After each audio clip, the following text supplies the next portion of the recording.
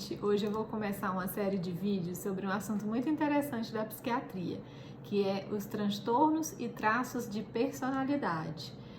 Os transtornos e traços de personalidade, eles são considerados características de personalidade e não doenças em si.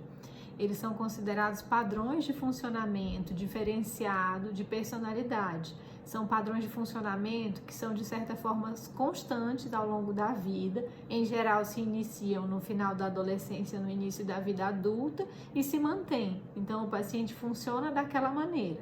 Para a gente caracterizar como um transtorno de personalidade, a gente precisa perceber que aquele padrão de funcionamento, ele causa algum sofrimento para o paciente, ele causa algum sofrimento para os outros ou para as relações de trabalho, as relações sociais ou para o funcionamento dele.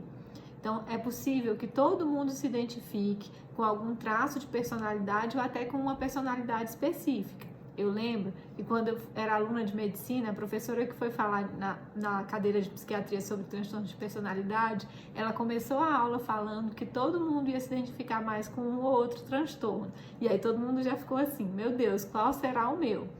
E aí eu quero propor a gente conversar sobre isso e eu quero que todo mundo tente identificar um familiar ou identificar você mesmo. Em que você se enquadra, com o que você se identifica mais. É importante a gente lembrar que esses traços de personalidade, para serem caracterizados um transtorno, eles também precisam acontecer em várias áreas e em várias situações de vida. Não é porque um paciente se comporta de uma maneira diferente em uma situação que ele é considerado como tendo um transtorno, mas isso precisa acontecer ao longo de várias experiências. E esses traços, em geral, eles são considerados pelo paciente como próprios. Ele sente, isso é meu, eu sou assim. Não começou um dia, começou um período, ou começou quando eu passei por uma situação difícil. Eu funciono assim, os outros é que estão errados. Então a gente chama isso de ego sintônico, tem sintonia com o que ele sente em relação a si mesmo. E não é, nossa, isso é muito estranho para mim, eu tô diferente. Então, sabe aquela pessoa que a gente acha que é estranha, é diferente de todo mundo, ou aquela pessoa que todo mundo diz que tem a personalidade muito forte ou é esquisita? Isso pode ser um transtorno ou um traço de personalidade. A maioria dos estudos mostra que até 12% da população vai ser acometida por um transtorno de personalidade, mas que a gente pode encontrar traços de personalidades em quase todo mundo. Então eu vou falar sobre os transtornos e eu queria saber se você se identifica com algum deles ou se você consegue identificar alguém que você conhece. Então, esses transtornos, eles são divididos em 3 subcategorias. São o grupo A, o grupo B e o grupo C. Vou falar sobre cada um deles.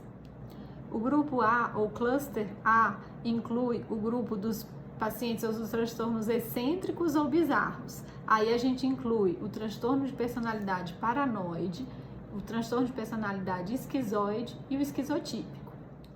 O grupo B, ou cluster B, inclui os grupos de transtorno de personalidade que são mais erráticos, instáveis, dramáticos e emocionais. Daí a gente tem o narcisista, o histriônico, o antissocial e o borderline.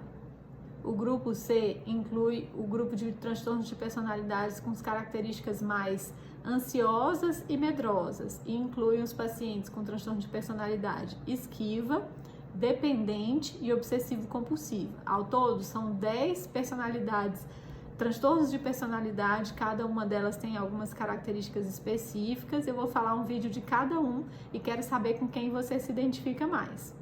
Vou deixar uma figurinha aqui para vocês tentarem me dizer quem é esse personagem da Casa de Papel, onde ele se enquadra mais, em que tipo de transtorno de personalidade você acha que ele se enquadra mais. Me conta.